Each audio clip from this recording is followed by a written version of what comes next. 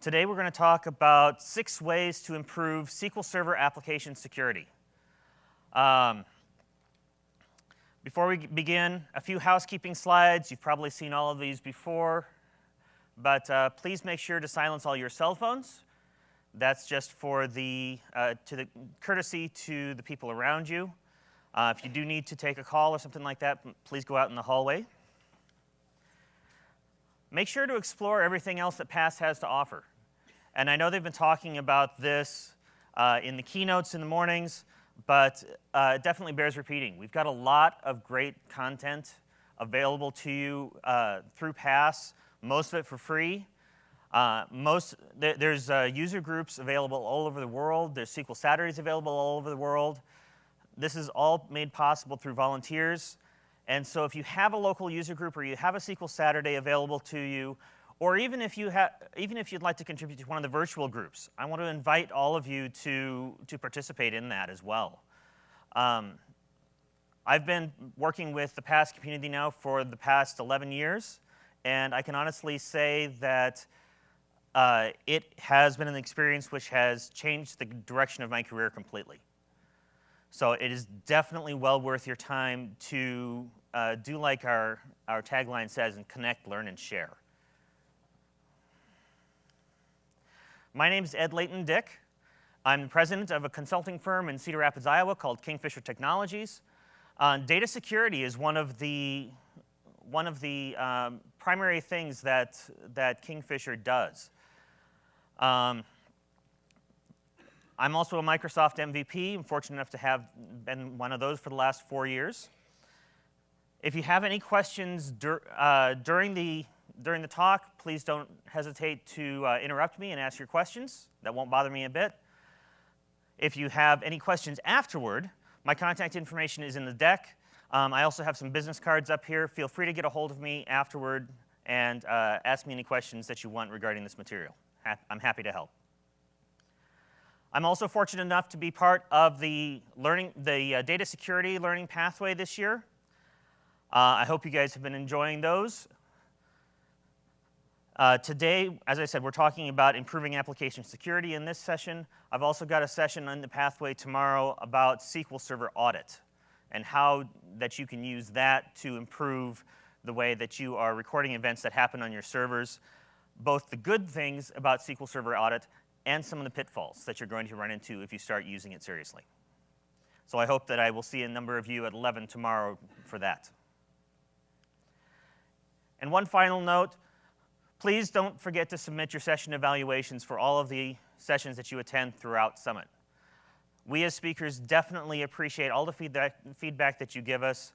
We do read each and every one of those comments, and we use those to make our sessions better and to give you more of what you want to see, both here at Summit as well as at other events that we speak at throughout the year. All right.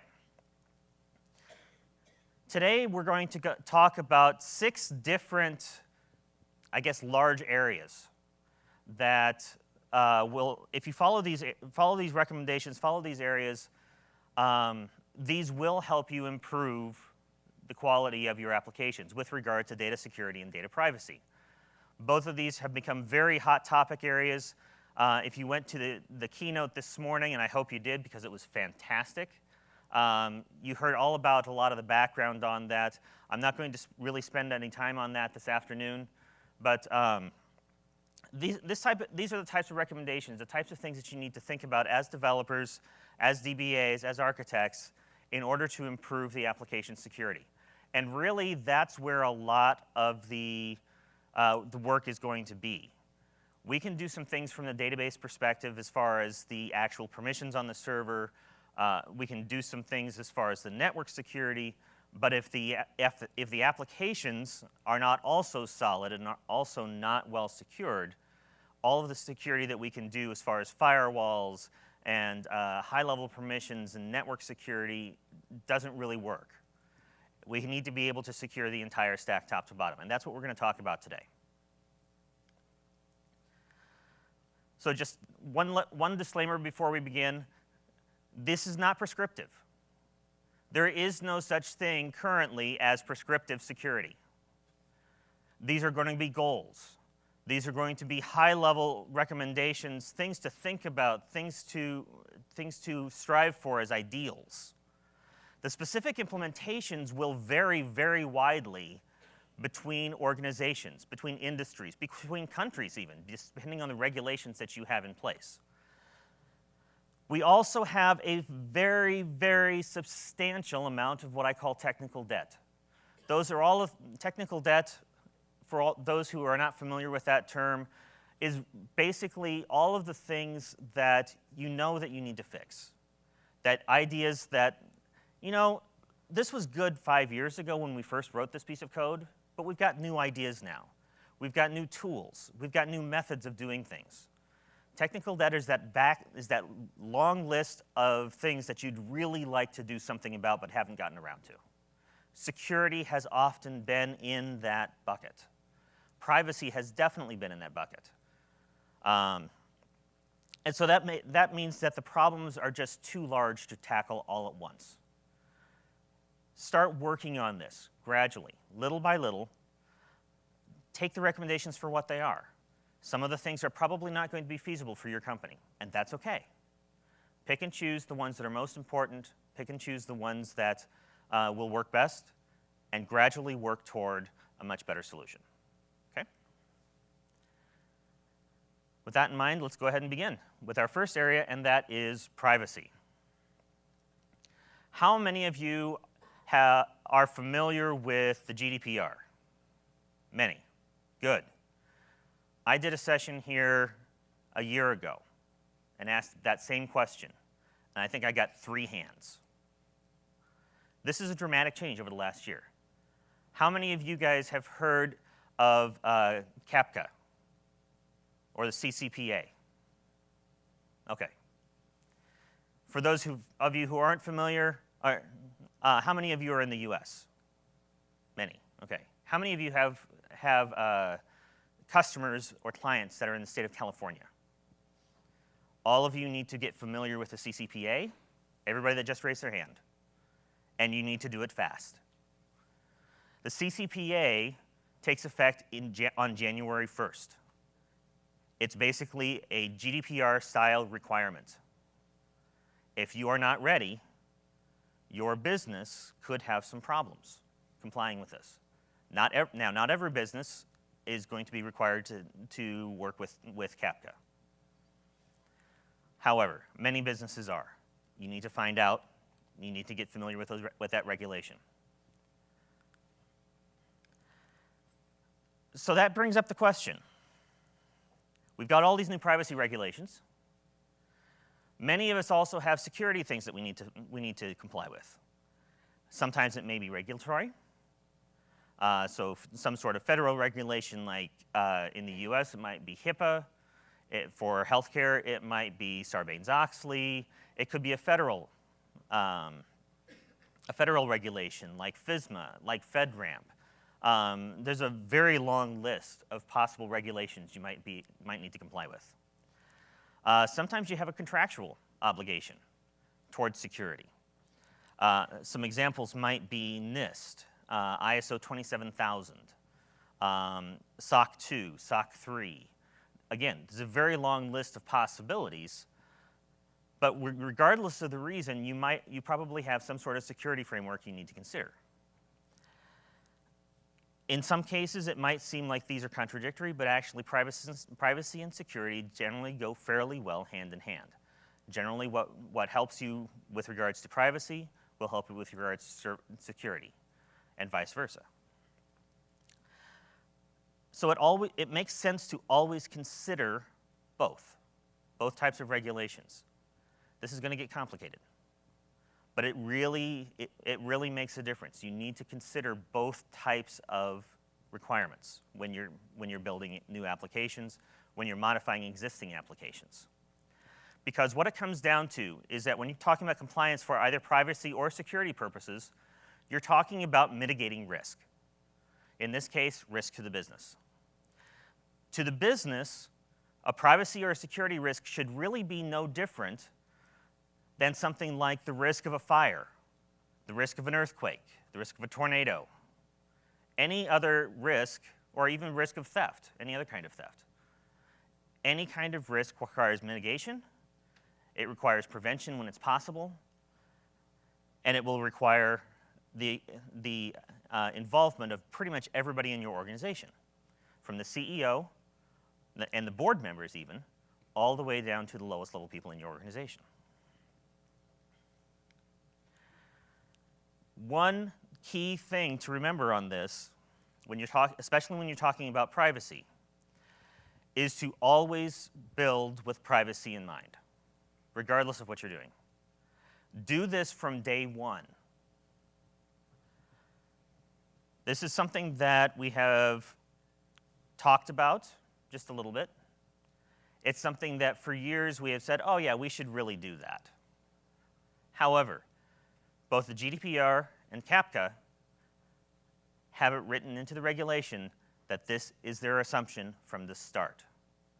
And if you get hit by an action under either of those regulations, and you cannot document, or you have not documented, and you cannot prove that you started working on privacy from the beginning of the project, you may be subject to fines.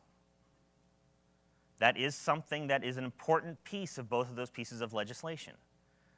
It's not acceptable anymore to bolt that on as an afterthought.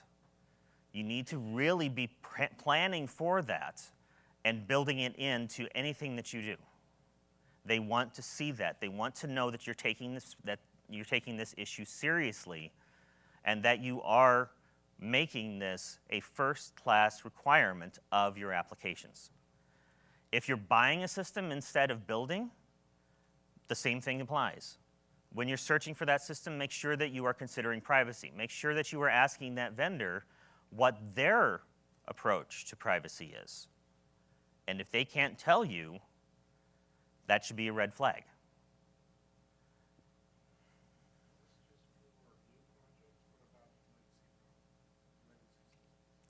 That's a great question. The question was, is this only for new projects, or is this for legacy systems as well?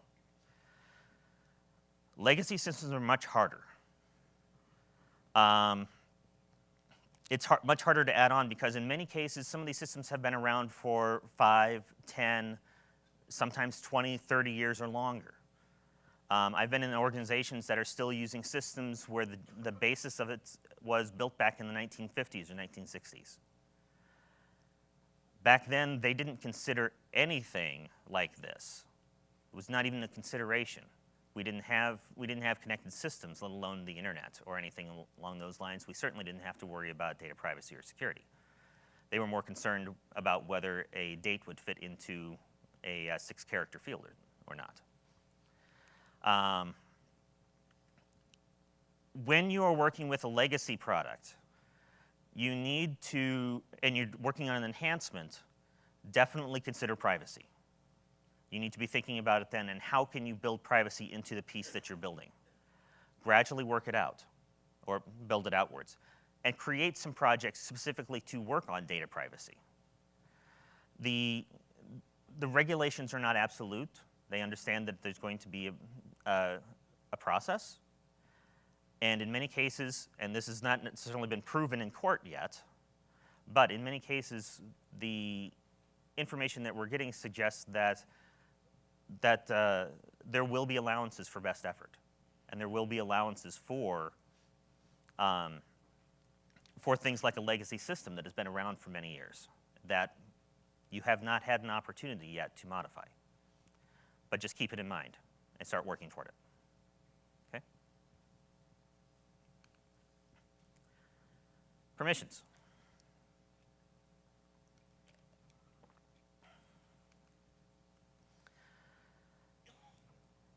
Make sure that when you're building out permissions in your applications that you are applying permissions very liberally.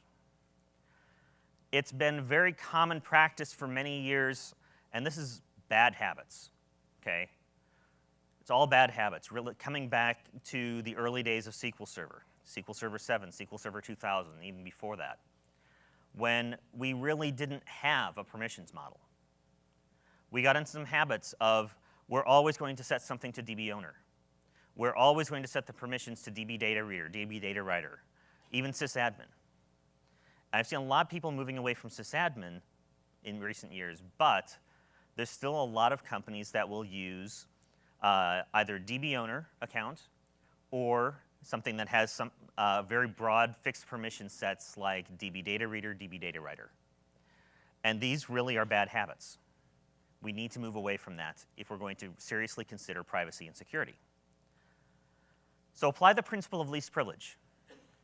And what this simply says is that any given account, regardless of what it's attached to, whether it be a standard user, whether it be an application service account, whether it is related to even an administrator, any account, regardless of the purpose, should have the permissions required to do the job it is intended for and no more. So if that account is for a junior DBA, and the only thing that junior DBA is going to be responsible for is running jobs and creating backups, then they should have permissions to run those jobs and create backups. And this isn't necessarily easy. There are still some vestiges of the old legacy permission model in SQL Server still. One of those is around SQL Server Agent, where you still have to have sysadmin. You may have to make allowances for that and find other ways to accomplish this.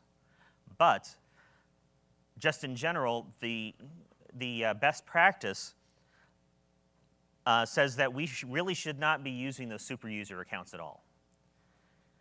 And in my opinion, there are 4 different types of super user accounts in SQL Server. 3 of them are well known. Sysadmins, the SA login specifically, because SA has a fixed identifier, and it's relatively easy to hack because of that. And then DBO. DBO is the actual owner of the database. It is part of the DB owner group, but it also has some special privileges of its own. There's also a 4th class, or 4th role, which I include in there, or 4th login that I include in there, and that is guest. And the reason I include guest in there is because guest is a built-in user in every database. It's in there for a reason, and that is to allow you to use procedures and objects in master and MSDB without having to separately log into each one of those databases. It also has some very good uses in other databases, but anybody that is assigned to guest will automatically inherit any permissions assigned to the public role in that database. And anybody who logs into the server will connect immediately to a database that has the guest user enabled. And I've seen some very poorly configured vendor applications that assign all permissions to public. That's just a very, very bad idea for security. So try to avoid the super users whenever you can. Not always possible, but try to do it. Avoid fixed roles. And what I mean by this is DB data reader, DB data writer, DB owner. All of these, along with all of the rest of the fixed database roles and fixed server roles, they all have drawbacks. At the very least, something like DB data reader gives you permissions to every single table in the database. That sounds like a great idea to start with, but how often do the user or an application service account, for example, actually need access to every single table in that database? Very rarely. How often does a user actually need access? Even less so. Because we don't necessarily want them writing, for example, a user writing to a configuration table that is meant to only be modified by the application, or even by the application administrator. This is where using granular permissions, which we have now in spades, SQL Server has a very robust permissions model, and custom roles really comes into play. And that truly is the best possible way to configure your application security when it comes to permissions. And don't take shortcuts. There's a very commonly espoused shortcut out there involving the permission trustworthy on a database. Permission is the wrong word to use. It's actually a configuration option on the database. Trustworthy indicates that the DBO of the database explicitly trusts every piece of code that's in that database. and that that the DBO knows that there is no code that could do damage to the SQL Server instance. It will remove some of the security permissions, which is why some people have used it as a shortcut to get around some of the cross-database restrictions. However, it also opens you up to privilege escalation attacks. And that's the reason that I'm cautioning you against using that particular flag and anything else that also allows a shortcut. So use certificates for cross-database access. I don't like the documentation that's out there for it, but it's really not that hard once you get through that. Use certificates.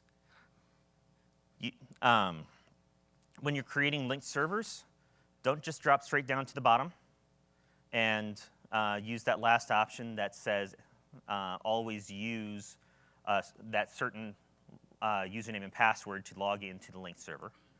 And actually take the time and enumerate the access that you need, for people and service accounts that need access to the linked server. Those two things by themselves can go a long way. And then once you figure out what it is that you need for permissions for these applications, automate this. Once you figure out how to do cross-database access with certificates, create a script so you can do it over and over. You don't have to recreate the wheel each time. Once you've figured out the groups and roles that you want to use, create a script to make that easy to roll out across the organization. Yeah. What do you say about cross-database ownership chaining? What do I say about cross-database ownership chaining? Avoid it. Just in general. Just like everything in SQL Server, there's a reason that's there, and there may be good use cases, but just in general, I would say that they're relatively few. Yeah. Yes, so just that like trust root can be exploited to elevate to system in, DB chaining can be exploited to elevate to system in. It's a little more cumbersome to use, but yes. Yeah. If you couldn't hear the comments, it's that just like trustworthy, cross-database ownership chaining can also be used as privilege escalation to create a sysadmin by somebody who would not otherwise be authorized for that. So everything has a purpose. However, you just need to be very careful with some of these things because they can be used incorrectly just as easily as they can be used correctly.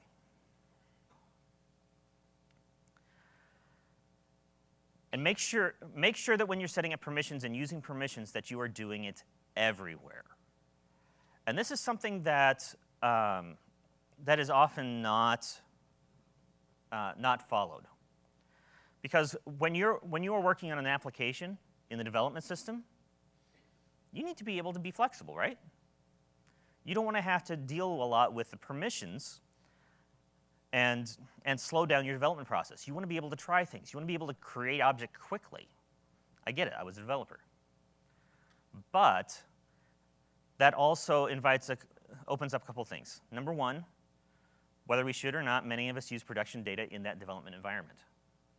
And in which case, there's no difference in the access to data between production and development, except that it's going to be a lot easier to get to that data in development if somebody actually does compromise your system. The other is that if you have those super user permissions in development, it's all too easy to take advantage of those in your code. And then what happens when you roll it up when you start rolling that out to your test system, your QA, your staging, and even production? Either one of two things. Either that code is going to fail, meaning that you have more work to do, or you're going to introduce a new security hole into your production system. And both of those are situations that it's better to avoid, just in general. So try to work with the same restrictions as much as possible in development that you would in production, and it just makes it easier overall. Okay. Did I see a question? Thought I did. Okay. Encryption. How many of you use encryption in your databases on a regular basis? Not the occasional thing. Good. That's more hands than I used to see. Encryption is an instrumental part of data privacy. It's an instrumental part of security for the data. It protects the data when the application isn't running. It's your last line of defense. If somebody actually does get through every other layer of your security, if your data is encrypted, assuming they don't have the key, if your data is encrypted, they don't have anything useful. And that is the ideal state. If they're going to steal something, make it worthless. Okay? And to do that, you really need to encrypt that data at the lowest level possible. I've talked to many system administrators over the years. And many of them will say, oh, yeah, our SAN is encrypted. You don't need to worry about it. What if that attacker gets credentials for an authorized user on your network? Is the SAN encryption going to stop them? No. SAN encryption does not prevent an authorized user from accessing the data. That would be pointless. So, if they have credentials for your network, and they probably do if they've gotten that far, then that SAN encryption does not help.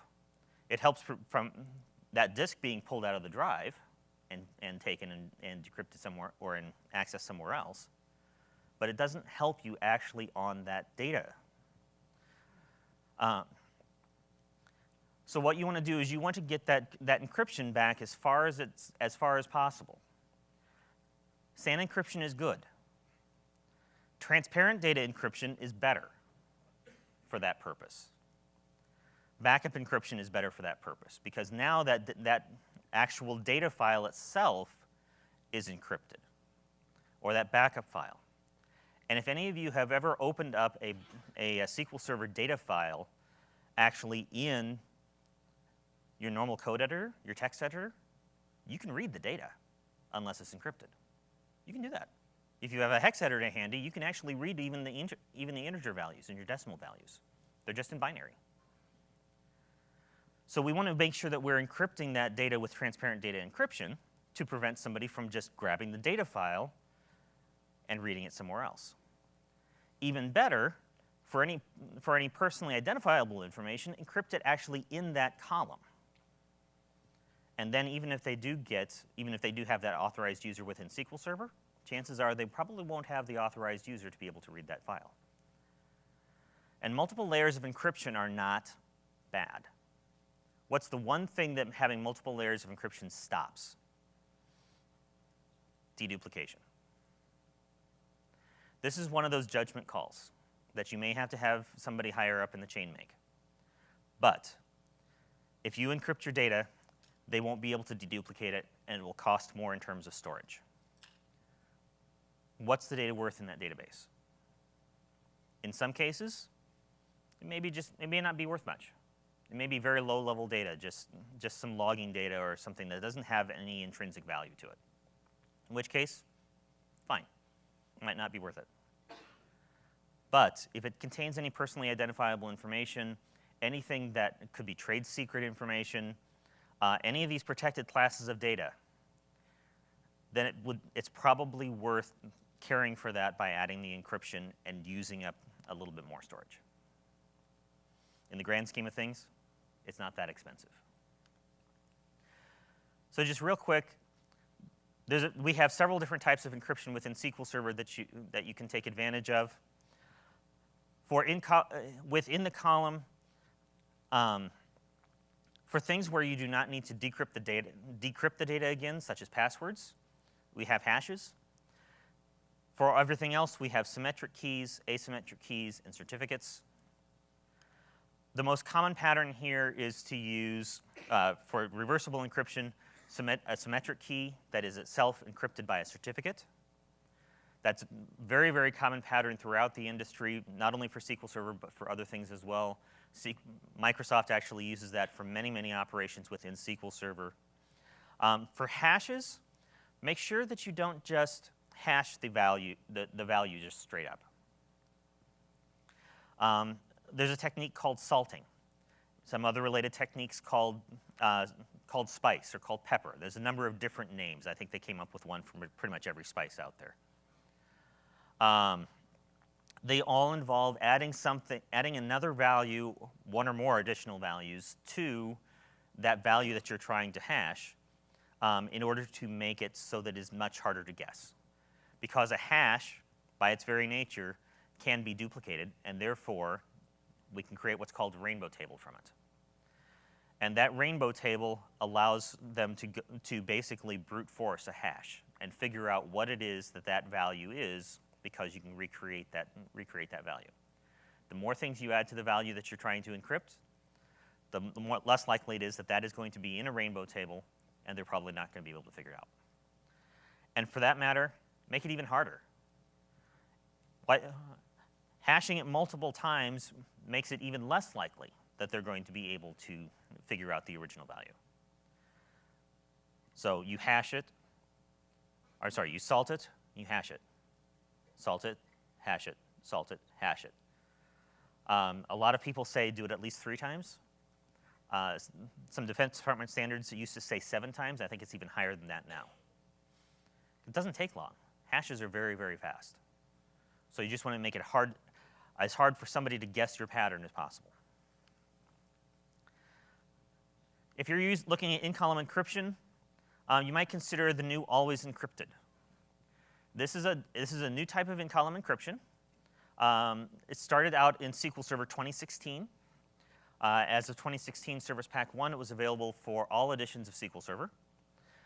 And they used some neat tricks in Always Encrypted in order to be able to allow the data driver on the client, not SQL Server, to be what does the encryption of the data.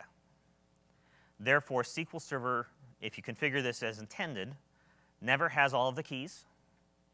It never has somebody accessing the SQL Server directly, including the DBA, never has all of the pieces necessary to decrypt that data, and it keeps it secure. And it also makes it so that it complies with some of the newer regulations that require separation of duties, where the DBA is not allowed to access the data directly. They also added a really neat trick to allow you to work with this data while it is still encrypted.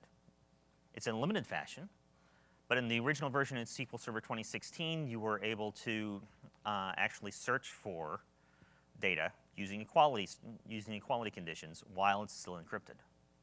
It's pretty cool. You can't do that with most types of encryption. Yeah? Yes. The question is, what is the feature available in SQL Azure? And the answer is yes. That's actually part of the reason that they created it, was to allow a client application to securely transmit this data over the web to get it up to a cloud-based service, encrypted. With SQL 2019, they enhanced this. And the new feature is called Always Encrypted with Secure Enclaves. And this is a really nice addition to it. They are using new features of not only the hardware. There's going to be hardware and software-based versions of this eventually.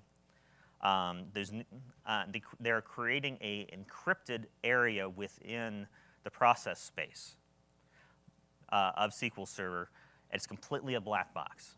Everything that goes in stays in there. It's fully encrypted. If you hook a debugger up to the enclave, all you see are question marks on your screen because it is completely encrypted. It's scrambled. But while it's in there, instead of having to rely on the processing power of your web server, which frankly, most people don't configure your web server with a lot of resources, you now have the full power of your SQL Server available to that enclave. And so now they are able to allow more operations to happen. In addition to just equality searches, you can now perform greater than, less than, other range queries, including like and between.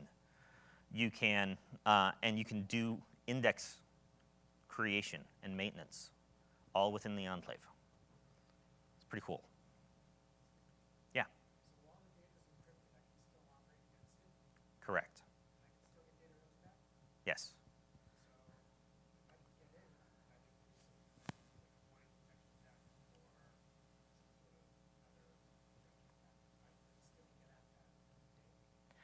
question is if you have access to, if we can get access to the data using the enclave, can't you do something like a SQL injection attack? And the answer there, yes. But I'm going to qualify that by saying, yes, you can. But that's because you're an authorized user at that point. It comes back down to security configuration, exactly. Authorized users can get access to this data because you're by definition an unauthorized user. You're going through that application that has the trust. You're going through the data driver, which has the trust, which is controlling the encryption. And therefore, yes, it will pass that query along. It will perform the data in the, or perform the operation in the enclave and allow you access to that data. No one layer of any system, though, is going to give you bulletproof security. Yeah. The question is, can SA see anything? The answer is no, because SQL Server still does not have access to the keys. Even though this is happening in the enclave is the only portion of the process that has access to the key, and that is only when it is given access to that key by the data driver, because the key does not exist on the SQL Server box itself. Does that make sense? It's hard to visualize this, but it's really cool. I almost put a diagram of this in the slide deck, and I didn't do it, but it's a very cool architecture. If you have a chance to see this in action, I encourage you to do so. If you have a chance to see a presentation on Always Encrypted, definitely do it. It's a really neat innovation, and it's well worth time to take a look. It does not work for every situation, but especially with this new version, it's good for a lot more situations than it used to be.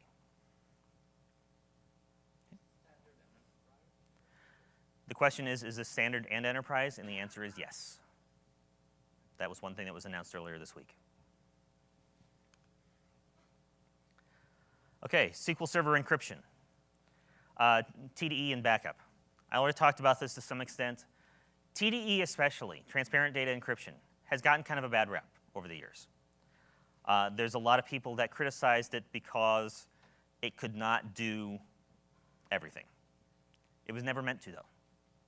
It has one job, and it does that one job very well, and that is to protect the data while it is sitting on disk, not being used. The idea here is that if somebody walks in to your data center, grabs that, well, or virtually, more likely, probably virtually, somebody gets access to that server, grabs the data file, and takes off with it, they're not going to have anything because everything on that data file is already encrypted. That's what it's designed for. For that reason, when data is read from the disk into SQL Server's memory, it's decrypted so that it's efficient to work with while it is actually active. When that data is written back to disk, it is encrypted so that it's secure while it's sitting on disk and waiting for the next time it's accessed. Yeah? Yeah, so the problem is that since all the encryption keys are also on the machine, so if you get access to the machine, you would be silly if you don't take the keys as well. However, it will protect you against SAN administrator from taking just, we only have access to the file. The comment is that if somebody actually gets access to the machine, then chances are they could theoretically get the keys. Theoretically, they have access to the data file, you have access to the keys. I would disagree with that to some extent. And the reason is that, yes, they have access to the machine. However, they only would have access to the key if they actually have access to the SQL Server as well.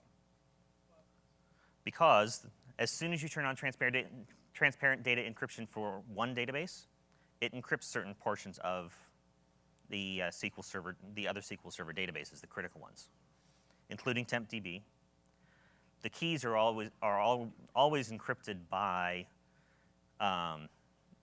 the master keys because they are sitting in the SQL Server encryption hierarchy, and right.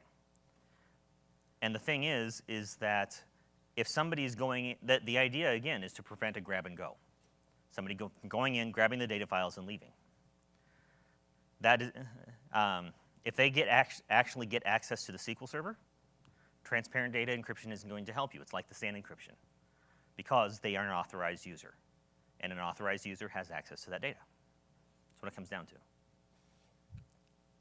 My thought is if they can grab the data files from the admin on machine, and then they can hack it, it's not that hard. The comment is if they get access to the machine, then so they have access to the data files that they might be able to hack it? Possibly. And then they can export the encryption keys, the file, run away. Anything is possible. Yes. There are scenarios like that. That doesn't mean, though, that you shouldn't do it. Bottom line. No single security method is going to prevent all situations. It's just like Tara Wheeler said in the keynote this morning. There is a 0% chance that you will not be hacked. There is no security solution out there which can prevent any, or can prevent every given attack. Doesn't exist. That's the reason we use a combination of a number of them. Exactly.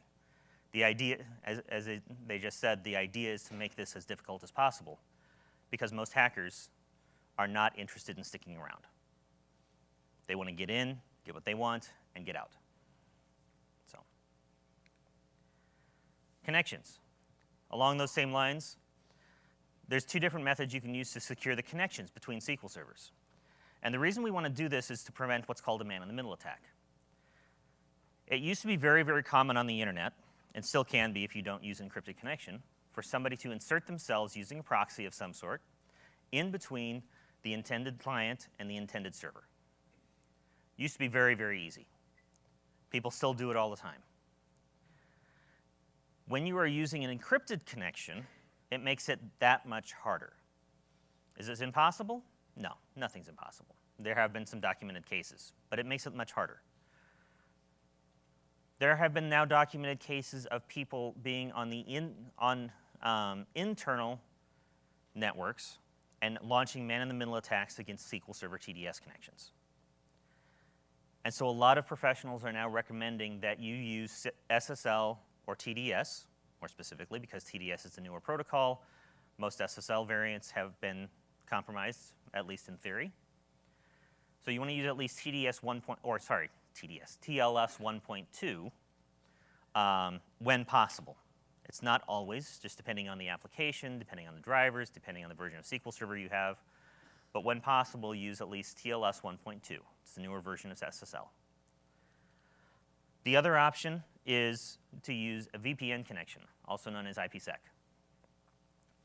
And the reason you might, in some cases, choose an IPsec connection over SSL is that an SSL connection is a connection state protocol, which means that every time somebody drops the connection and reconnects to that SQL server, it's going to have to renegotiate. Now, it doesn't take very long, but if you're using a highly transactional system, those couple of milliseconds that it takes to negotiate that connection each time somebody opens it may end up being a significant performance penalty. And so in that case, under certain circumstances, you may want to choose IPsec.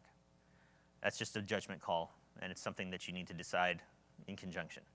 But whatever the method you choose to use, I encourage you to use an encrypted connection regardless of whether you're inside your network or outside.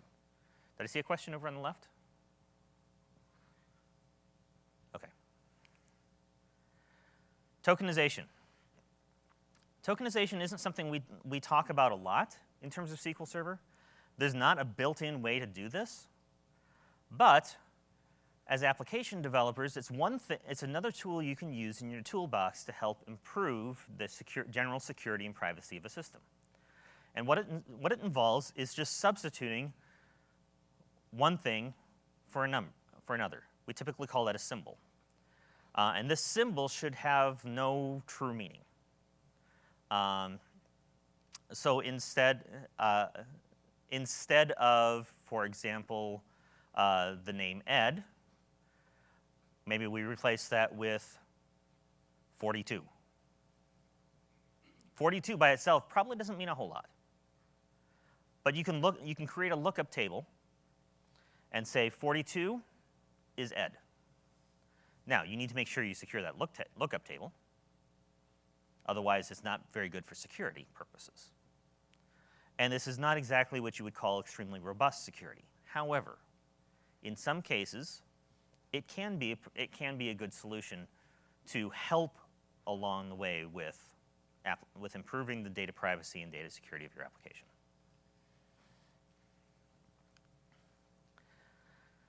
Regardless of what type of encryption you use, make sure that you are always protecting your keys. This is absolutely critical.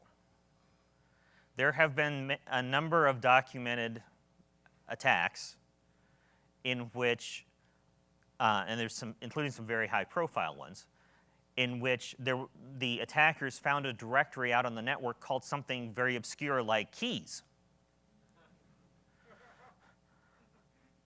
And guess what was in the directory? All of their encryption keys.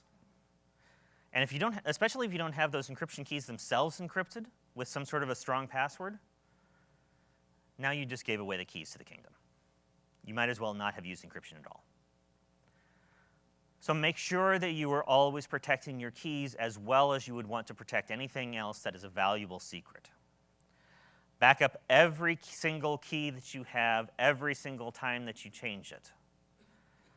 I recommend what's called the 3-2-1 rule for this. Just like for any other backup of any database that you've got. 3 copies on 2 separate types of media, in 2 separate locations, at least one of which is offsite. 3 copies, 2 media, 2 locations, 1 offsite. This helps make sure that regardless of what kind of disaster that you have, that you always have 1 copy accessible. And make sure to test those backups, of course. But you want to make sure that you get something off-site. And part of the reason for that now, part of the urgency behind that, is that there are a number of the new ransomware variants that actually have learned to attack backups. You have to get those copies off of your network. It is absolutely crucial. Encrypt your backup files, and that goes for key backups as well. Keep those key backups indefinitely. Nobody that is not involved in restoring that database should have access to those keys, period. And I would argue this even means system administrators. They do not need access to those keys if they are not going to be restoring them. Make sure to always keep the private key files. I have run into a number of clients that have called me to try and get some help because were using transparent data encryption, for example, and they needed to do something with the keys, but they couldn't find the private key files. Help me. I can't. It's encryption. You encrypted it. I can't get that back. We don't have the ability to crack it, otherwise it wouldn't be much good for encryption. So make sure you're keeping those private key files so that you can actually get access to this data that you encrypted. Keep a list of the expiration dates because every certificate has an expiration date. It may be next week, it may be 2 years from now, which is actually a fairly common standard. It may be 100 years from now. But make sure that you know, and then rotate those keys on a regular schedule for the certificates. This is important. It keeps that encryption a moving target for an attacker. You don't want to give them an unlimited amount of time in order to be able to work with that data. Now, that said, SQL Server does not respect the expiration date when it comes to accessing data used by that certificate. Because, obviously, You don't want to be locked out of your data, especially if you're trying to restore a backup that's 5 years old, right? However, it does affect you doing many other operations with those certificates. And so you want to make sure that you are rotating those on a regular basis to keep them fresh. To help you out with this, if you start having a lot of certificates, and many companies do, if they really start using a lot of encryption, there are systems called Encryption Key Management. And they can go by other names. This is a very common standard for Microsoft-related systems. But these are actually a specialized system that their whole job is to generate, store, and manage keys. These can enable separation of duties so that you can actually have a security officer whose sole job it is to manage these keys, and then you have systems like SQL Server that can hook in and grab any keys that are needed without the database administrator having access to the key directly and knowing what that key is. These used to be hideously expensive. You're talking 6 to 7 figures for an even basic system. However, there are now cloud-based systems, including Azure Key Vault, including several others that are cloud-based. And the cost on those has come way, way down. So.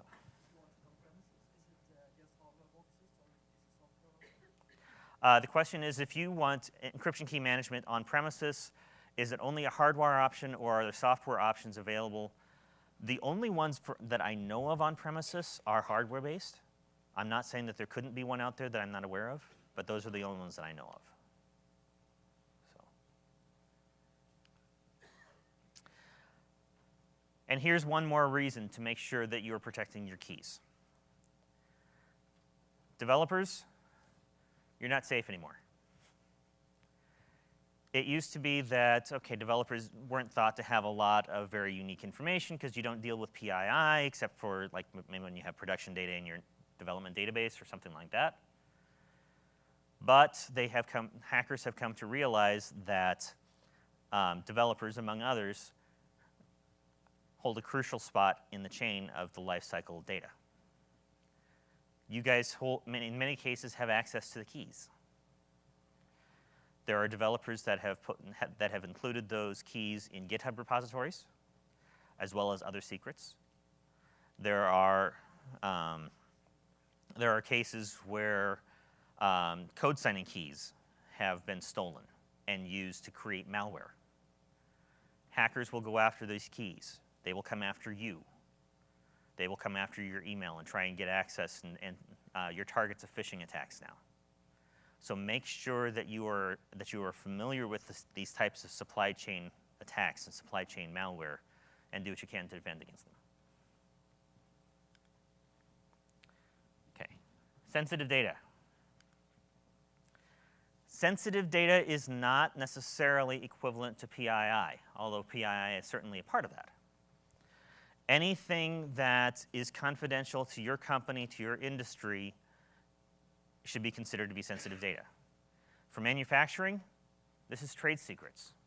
I used to be told by manufacturing companies all the time that, oh, we don't have anything that needs to be encrypted. We don't have anything that needs to be protected. But yet 40% of the attacks in the last year were committed against small manufacturing firms. Because you've got things that some of the Asian countries would love to duplicate in their own factories and undercut you with. They really want to do the same things you're doing. Healthcare, finance, education. There's a number of ed tech companies in the area where I live up in Iowa. And one thing that I've been hearing from them is that an increasing number of attackers are coming after student data. Why? Because students have access to loans. Students don't have a lot of experience in protecting their personal data yet. Students probably aren't checking their credit report yet. Students have access to new credit cards. There's a lot of reasons that student data can be very, very valuable. Not to mention, chances are they're not out there all over the place yet, and so they can get higher dollar values for student identity information than they can for an adult whose information has probably been compromised for years. So keep it close. Sensitive data should be validated as close to the data as possible when you're entering new data into the system. So that means, yeah, when you're creating a web form, you should be putting validation on that web form. Make sure the data out there is valid. You should also be doing that in the stored procedure where that data is being written. Check this. Make sure you're not opening yourself up to SQL injection. Make sure this is actually valid data. Check it for things like cross-site scripting and other basic attacks like that. And also just check to make sure it's valid data. We don't want, part of this is also integrity issues. There's all sorts of reasons to validate your data, not just security and privacy. Do that close to the data. It helps. It makes a difference.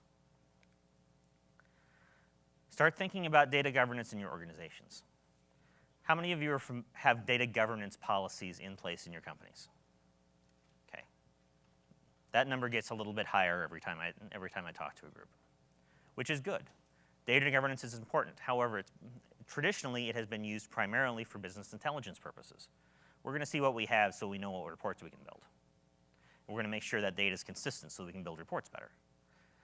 Data governance is increasingly, though, being used for data security and data privacy as well, especially privacy. Because now we have to not only find what data that we have that may be sensitive.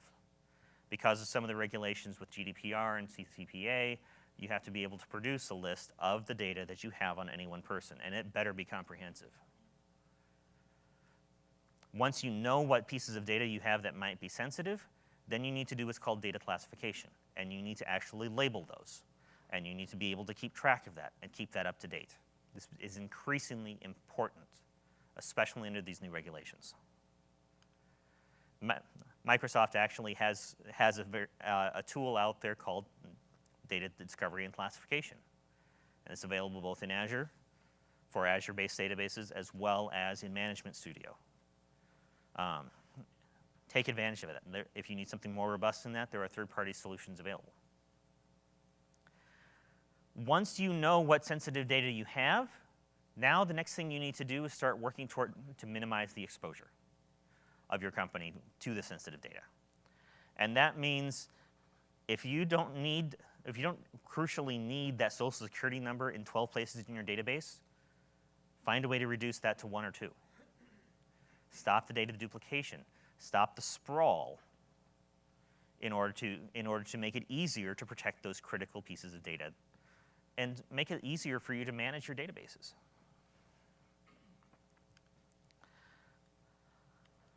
You've heard this before. Make sure that you are eliminating the sensitive data in non-production environments. It sounds very, very simple. Everybody that's tried to do it knows that it's very, very difficult in many cases.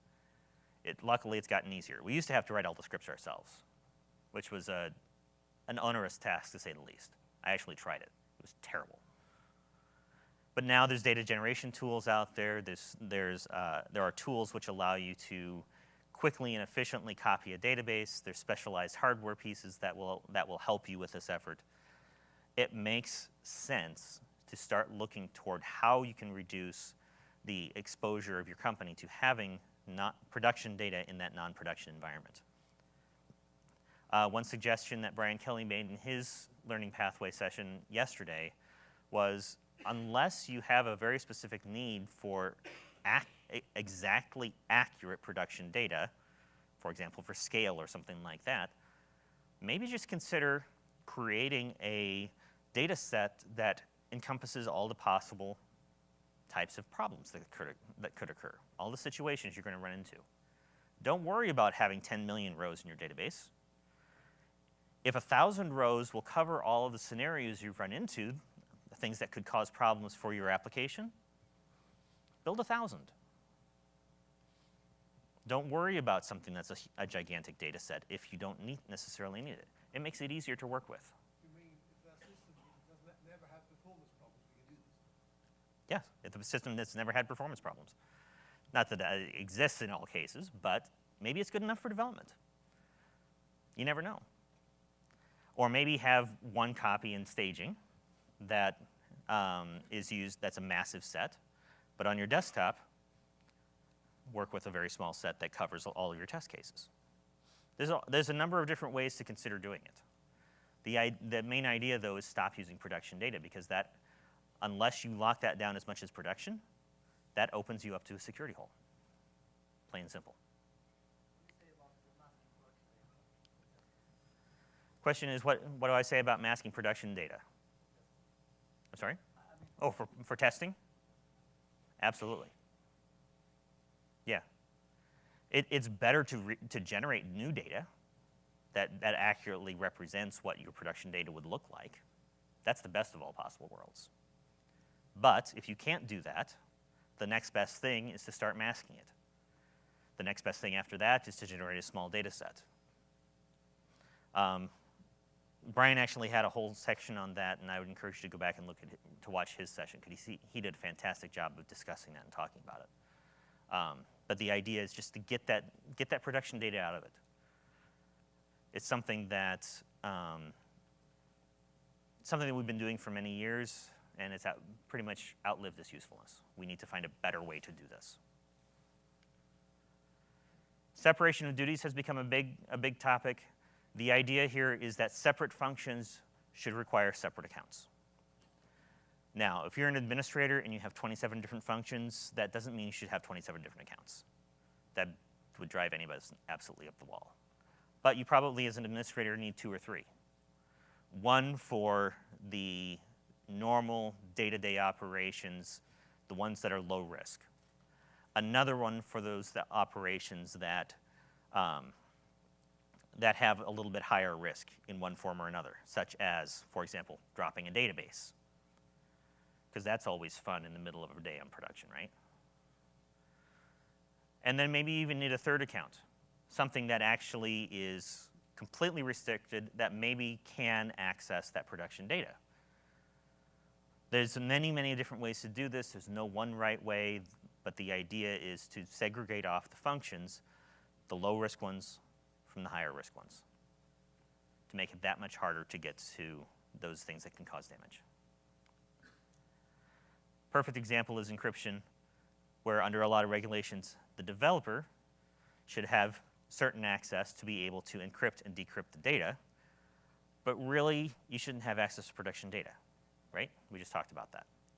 A DBA needs to be able to maintain the system, but under a lot of the regulations, they can't have access to that production data either. A security officer shouldn't be able to see production data, but they need to be able to manage the keys. But frankly, I don't want a security officer doing anything else in my database besides that. Most of them don't know anything about managing a database. Doesn't the DBA need to have the access to see the data in order to do things like explains? The question is doesn't the DBA need to have access to the data to do things like explains or execution plans? In order to do an execution plan, the DBA needs to have access to the statistics, but not necessarily be able to view the data itself. Does it make the DBA's job easier if they can see all the data? Yes, absolutely. But in many organizations, it's no longer allowed, even if it makes your job a lot harder. It's just the reality.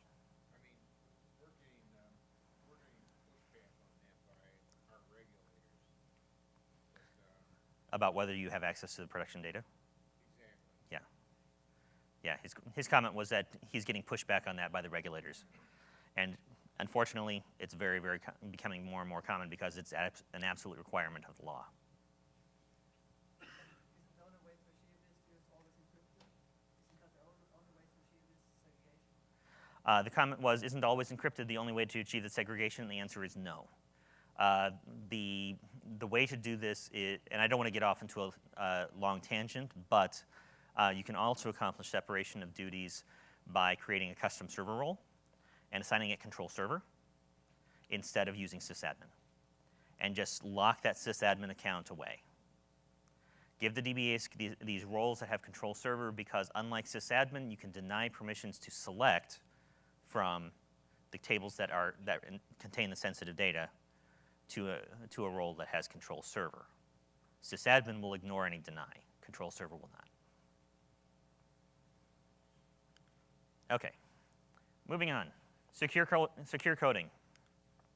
This one's very, very simple because many developers know how to do secure coding. It's not a question of whether you know how to code securely. The question is whether you do it. Honestly, I was a developer, I can admit that. If nobody says no, the answer is yes, right? You're going to do things the most efficient way possible because that's part of what you're charged to do. Take care of this, you have 2 weeks, go. That's the reality in modern development life. But with privacy and security, you need to take a look at some of those things. You need to make sure that you're including enough time to do things by the best practices that we've had for years.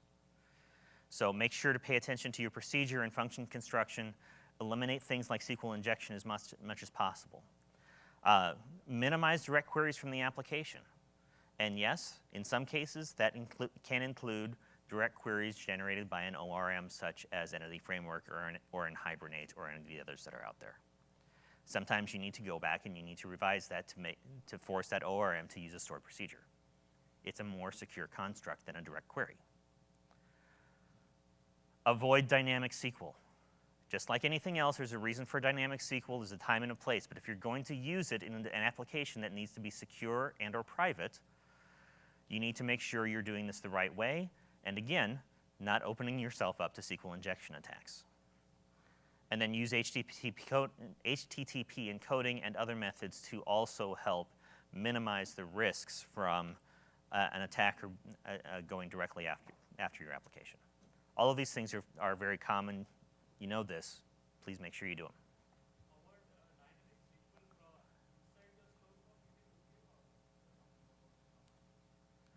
The question is dynamic SQL inside a stored procedure okay? In general, I try to avoid it as much as possible. If you need to use some sort of dynamic SQL, instead of concatenating the strings together, which is where a lot of issues with dynamic SQL lie, make it parameterized. Your exposure to something like SQL injection is much lower for a parameterized dynamic SQL query than it is for one that's created via concatenation. Okay, the final module, DevOps. Adopt the DevOps mindset. How many of you are in here are using DevOps in one form or another? Good, good.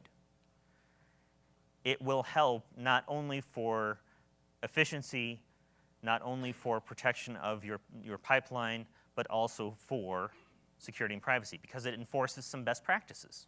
Again, it's some things that we've known for a long time, but we don't always do them because it is more efficient in some cases to take the shortcuts, especially in the early days of a DevOps rollout.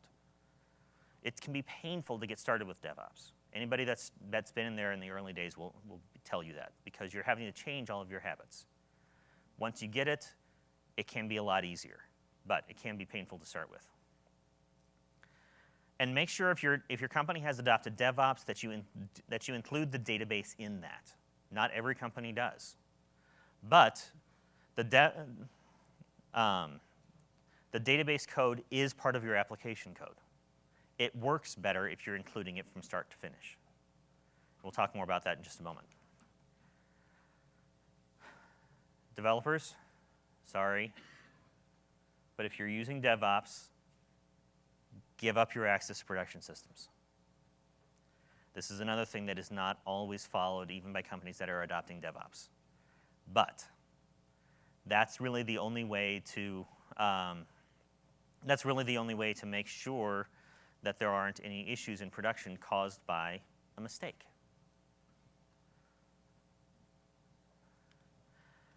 I mentioned already that database code is application code. Application code, if you're using DevOps, should all be in source control. The database code is no exception. It used to be enormously difficult to do this. There are many tools now which can streamline this and make it fairly easy, including the database projects built into Visual Studio. Just use them. Okay, just use them. Many companies have already done this. That's been something that's changed a lot in the last 5 years or so. Many more companies are using those database projects and other similar approaches to getting that data or getting that data code into your source control.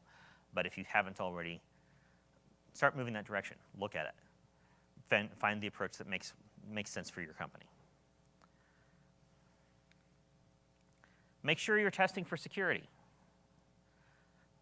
As part of your unit testing, make sure that you are creating tests to monitor drift, to check for SQL injection, to test for cross-site scripting. Yes, even if you have cross-site scripting or CSRF tags turned on in the browser, test for it in your database application as well. Remember I said validate at the data layer. Don't rely on any one layer to protect you from any of these attacks. You want to make sure you're using multiple layers to give yourself the maximum number of chances to catch a problem. Yeah? What about hiding the schema? How so? I'm sorry, I missed part of that. What about not exposing the database schema to the developers? It's possible. I don't tend to view that as having a lot of value, but there could be some cases where that would make sense. It's possible. I don't tend to do it, but whatever the method you use, create your standard battery of tests and execute those as part of your DevOps pipeline. Just make sure that they get out there, and then do some static code analysis too. There are some tools out there which will, again, integrate that into your DevOps pipeline, allow those tests to happen exactly as any other tests against your application go. You not only want to test for security, but you also want to test for privacy, and you want to test for data leakage to make sure that you don't have data that is going to an area of your application where you don't intend, where the wires get crossed. It happens. I had a client that contacted me about that just a little while ago. This type of thing happens. The more tests you get out there, the more that you're doing those tests, the less likely you're going to get bitten by something like that. And then these two things bear repeating. We've already covered these. I'm not going to go into them in depth, but make sure that you're developing and testing with production level permissions as part of your DevOps, and that includes during your pipeline. And make sure that you're avoiding non-production data in your making sure that you're avoiding production data in your non-production environments. It's crucially important that we get away from those habits. And that's exactly what they are. There are other ways to do it. A couple of final thoughts. This was a tweet series by Tom LaRock, who is a member of the SQL Server community. He's had a lot of good things to say recently about security, and I really like this one that he said. The part that's easier to read on here is one of the best ways to avoid security or compliance issues is to patch and update your systems on a frequent basis. But he says down below, security should be the most important task you complete daily. Security is no longer a second-class citizen.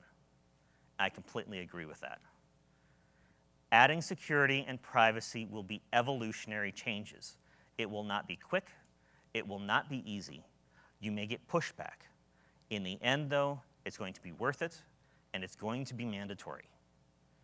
Don't wait for somebody to force you to do it. Don't wait until you have a security incident or a privacy incident, because at that point, it's too late. Get started now. Does anybody have any final questions? If not, thank you for coming today. Thank you for your attention. Enjoy the rest of Summit.